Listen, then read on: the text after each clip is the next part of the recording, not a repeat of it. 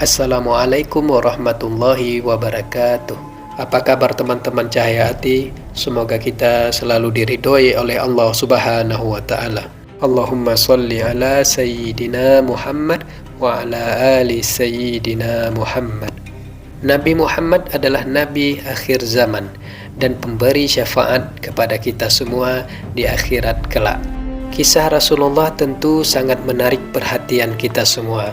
Sebagai manusia yang diutus kepada umatnya, tentu saja beliau sudah punya jaminan berupa penjagaan dari Allah selama hidup di dunia. Sehingga tidak heran banyak sekali kejadian-kejadian yang tidak biasa yang sulit dicerna namun dialami oleh Nabi Muhammad SAW. Mengutip dari berbagai sumber, berikut beberapa rangkuman kisah menarik Rasulullah SAW yang jarang diketahui. Semoga dengan diceritakannya kisah-kisah ini akan semakin meningkatkan kecintaan kita terhadap Rasulullah SAW dan meneguhkan iman kita terhadap Sang Maha Pencipta. Yang pertama, kisah batu yang memberi salam kepada Nabi Muhammad SAW. Kisah ini berawal ketika Rasulullah masih berada di Mekah sebelum diangkat menjadi nabi. Tentu saja hal ini menjadi unik dan aneh, sebab batu adalah benda yang tidak bisa berbicara. Rasulullah SAW pun mengetahuinya. Akan tetapi, beliau dan para sahabat tidak satu pun berpikir untuk memungut atau membawa pulang batu tersebut, apalagi untuk dijadikan penangkal atau alat terapi jika beliau sakit. Dari sahabat Jabir bin Samrah, ia berkata bahwa Rasulullah SAW bersabda, "Sesungguhnya aku mengetahui sebuah batu di Mekah memberi salam kepadaku sebelum aku diangkat menjadi nabi. Sesungguhnya aku mengetahuinya sampai sekarang." Hadis riwayat Muslim. Yang kedua, kisah tangis tiang masjid dari batang kurma. Kisah unik lainnya yaitu ketika zaman Rasulullah SAW ada kisah tangis tiang masjid yang berasal dari batang kurma.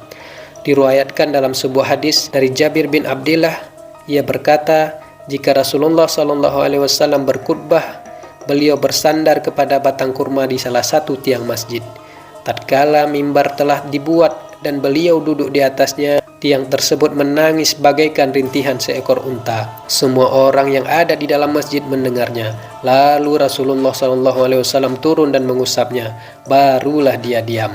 Berdasarkan hadis di atas, dijelaskan bahwa tiang tersebut merasa sedih karena Rasulullah SAW tidak lagi menjadikan dirinya sebagai sandaran. Mendengar tangisan tiang tersebut, Rasulullah pun mengusapnya agar berhenti, namun tidak untuk mencari keberkahan darinya. Yang ketiga, yaitu kisah pohon yang berjalan kepada Nabi Muhammad SAW. Kisah selanjutnya berasal dari pohon yang berjalan kepada Nabi Muhammad SAW, sebagaimana yang diriwayatkan dalam hadis berikut. Dari Ya'la bin Murrah Ats-Tsaqafi, ia berkata, ketika kami bersama Nabi Muhammad SAW dalam suatu perjalanan, kami berhenti di suatu tempat. Lalu Nabi Muhammad SAW tidur. Tiba-tiba datang sebatang pohon berjalan membelah bumi sampai menaungi Nabi Muhammad SAW. Kemudian ia kembali lagi tempatnya semula. Tatkala Rasulullah SAW bangun, aku sebutkan hal tersebut kepada beliau.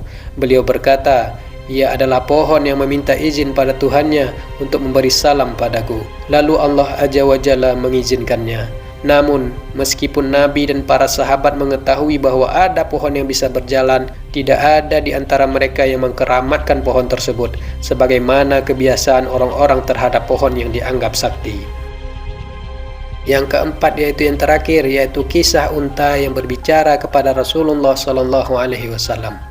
Kisah terakhir berasal dari seekor unta yang berbicara kepada Nabi Muhammad SAW, sebagaimana diriwayatkan dalam hadis berikut. Dari Ya'la bin Murrah Ats-Tsaqafi, ia berkata, ketika kami bersama Nabi SAW suatu perjalanan, kami melewati seekor unta yang sedang diberi minum. Tatkala unta tersebut melihat Nabi Muhammad SAW, ia mengeluh dan meletakkan lehernya. Lalu Nabi Muhammad SAW berdiri di dekatnya dan bertanya, mana pemilik onta ini?" Lalu datanglah pemiliknya, dan Nabi Muhammad SAW berkata, "Juallah ia kepadaku." Lalu pemiliknya menjawab, "Kami hadiahkan padamu ya Rasulullah. Ia adalah milik keluarga yang tidak memiliki mata pencaharian selain unta ini." Rasulullah SAW berkata, "Sesungguhnya ia telah mengadukan tentang banyak bekerja dan kekurangan makanan, maka berbuat baiklah kamu kepadanya." Dengan kisah-kisah ini, tentu kita dapat mengambil hikmah dan pelajaran yang sangat berharga bahwa hewan-hewan, tumbuh-tumbuhan, dan benda mati pun begitu mencintai Nabi Muhammad SAW. Terus, bagaimana dengan kita, teman-teman? Semoga dengan tayangan ini meningkatkan rasa cinta dan rindu kita kepada Nabi Muhammad SAW.